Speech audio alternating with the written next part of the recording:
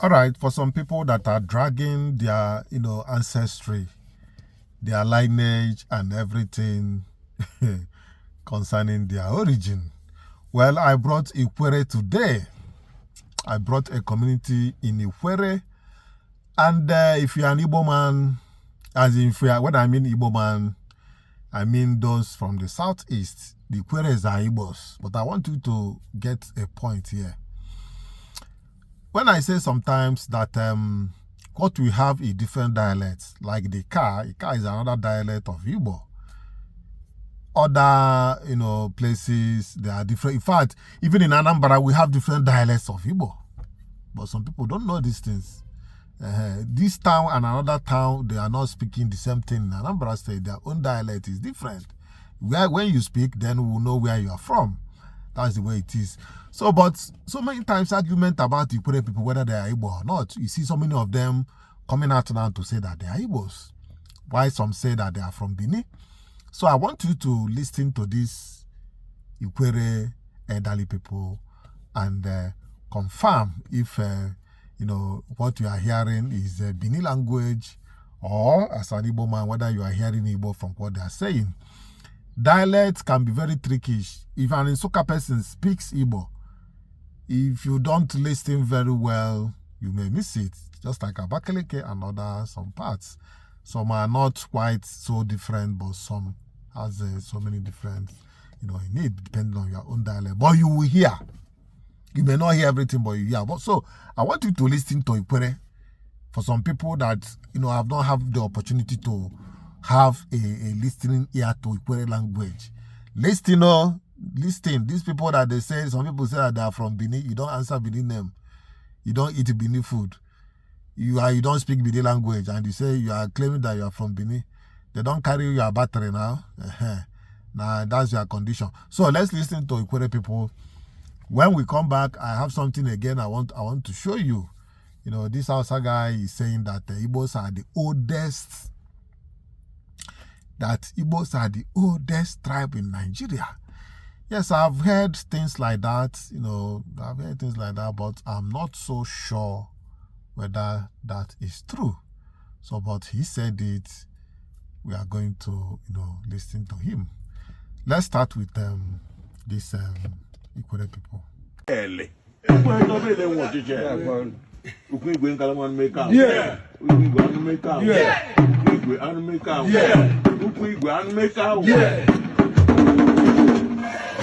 Onwe hewe mege n'ụlọ ọwa ma egoro ukwu igwe dọkame.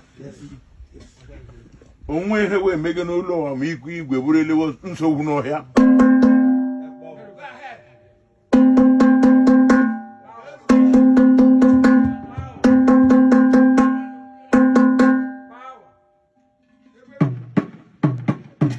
Igele ọbụ họrọ ọka. Igele ọbụ họrọ ọka. Omenala so huli. Ima agbo bụ ya ọ ya ahom. Ma agbo gara aga.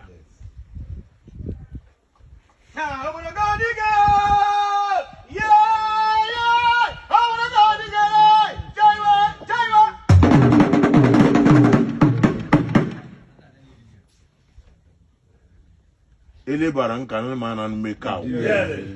Olu anu mmeka. Umu olu anu mmeka. Onwe ogbori ọka.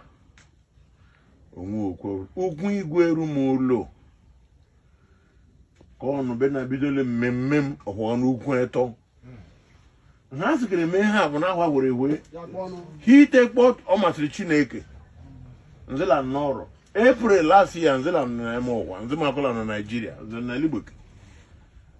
Wo kolum mena maka anu sete. Anu sete. Amanu neme hemezela ngwanu meko. Kacho no bi omenele ko. Nenwele tenze na bro a. O no ma bu ma ko nenwele zu n'ukwu ya.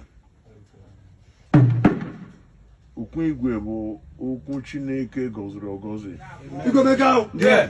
Meka. Yeah. Ele ndị iche ma ihe mere ọnụgụkpa. M ga-abidoro akarịla akarị.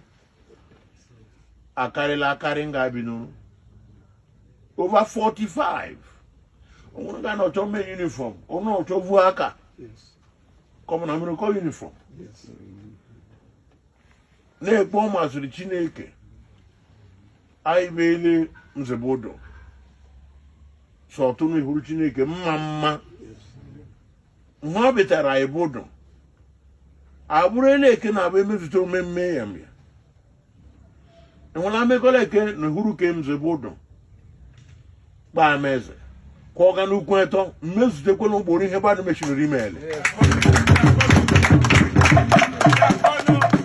onwe ka onwe omenala ike ma emege onwe ka omenala ike egwu arụ ke ma emege merụ mkpakarawo ha mezute ya emerụ ọzọ ma nne egwere aka enwe na-eshinu mmiri wuri ọta egwu agba nrishi eke enwe aka enwe nwere ike hụ ọka nne nnọbụze ha ọzọ Kaduna ele na ọnụ nsọ ọnụ nọ nne nwele ka okwu na ọka laa ma nzigide lekwa ụbọchị teketanụ ihuru na ama bụ ndị igwele gbalizole ma ọnụdụ ha na aka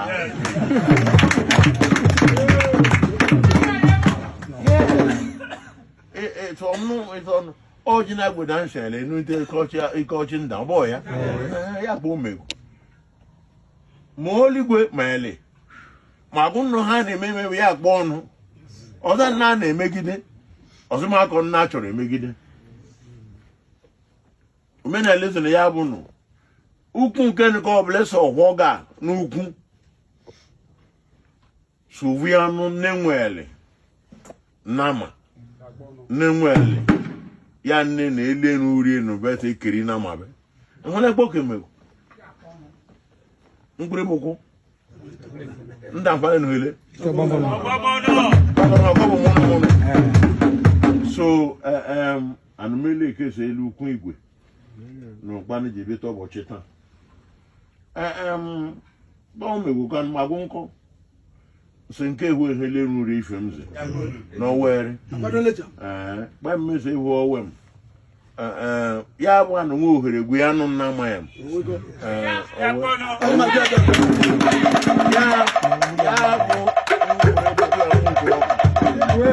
ya bụ mkpụrụ egbukwe ya mma okwuru ọka ọ dabaleko ọgbọmụnụ mewu owe elezize o nwere ike ọma eleze ha enwere ele tara egwe elezi n'owe m wee ọ bụ ya elezi o nwere elezi n'ikoro ogboro elezi n'ikoro bụ ya onwere ogboro elezi n'ikoro tara ukwu igwe ka ezikọ ha ogbori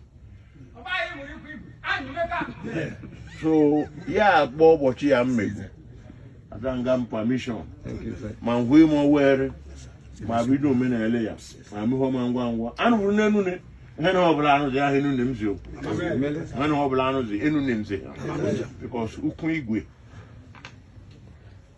ọchịgwuru ike m nuri m ele olo izu amịrụ meeting the last meeting amịrụ a na-apụla anụ gbataje na-eme ihe wa oduga abalị labụrụ otu nwa ukwu igwe nwụ ịhụrụ omenigwe nha ya mụ ka ọ bụrụ ha anyị na ya zigbo izuzu ya ma uniform everything ihe na ọbụla na-eme taa ọzọ ya yes ọzọ ya ọkezila ya ọbịa anyị na ya zigbo izuzu nne liri nda oze eri ekwu nda oze eri ma ọzọ udo ma nwụrụ ọnwụ ilile eke mbọ nli ike bụ ekwu nda ji nwe ugwu eke mbọ ji nwe so anụ biko anga m ike ma hwe m Owere ma abido mmemme ya nwa ụbọchị gbalị ihe dum megwo ngwụ ga zi ya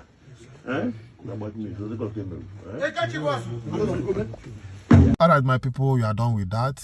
If you can be able to tell me what you understand, there's some things you hear as an Igbo person, or if not, even if you are not an Igbo person, but you can, understand the Igbo language, you tell us what you hear in that language. They have some things that they are saying. Sometimes they try to come to that pure Igbo that we all know, Central Igbo, but later they will go to their own dialects. That's how it is. So let's hear this Hausa guy, you know, he talks more about Igbo people. I think he loves Igbo culture and everything. Let's hear him. Come, let me tell you the reason why the Igbos are not suffering. I am a northerner, an indigenous of Borno State, and I am proud to be an indigenous of the state. Let me tell you the reasons why the Igbos are not suffering, despite inflation, despite economic uncertainty. Igbo carry about 24% of the population of the entire nation. Both the Igbos that are living within and outside Nigeria. Igbos are the oldest tribe, are the oldest group in Nigeria. Igbo stand out despite the hardship that people are passing through in the nation. That is the whole Nigeria. I am not saying Igbos are not suffering, but they are the less suffering group or tribe in the whole nation because of a unique characteristics. Igbo are the only tribe that no nation you will go in the whole world without finding Igbo. They are the only tribe. Any place you go in the whole world, in the entire world, you find Igbo. I made a research, and my research and my findings are valid. That Igbo can be found anywhere in the world. No any country in the whole world you will go without finding Igbo. Professor Patrick Pulo Lumumba once said, if you go to a particular place without finding Igbo, run. Igbo are the only tribe you can find in any profession in the whole world. To mention but a few, you find Igbo in management, you find Igbo in marketing, technology, communication, human resource, trades, healthcare, education, hospitality, consulting, pharmaceutical, aerospace, engineering, computer, information, agriculture, accounting, manufacturing, film industry, music industry, business development, sales, forestry, food space, any other profession you will find on earth, you must find an Igbo man. Igbo are the larger exporter of goods and services. Igbo stand out. And then Igbo are not found in government, yet they control the economy of the nation. These are facts. Kudos to the Igbos. Alright, viewers, you're welcome back from that clip. I am still Chinedu, and if you have not subscribed to Younger Life channel, please click on the subscription button, notification bell, like this video, and don't forget to share it. Till I come your way next time, I say bye.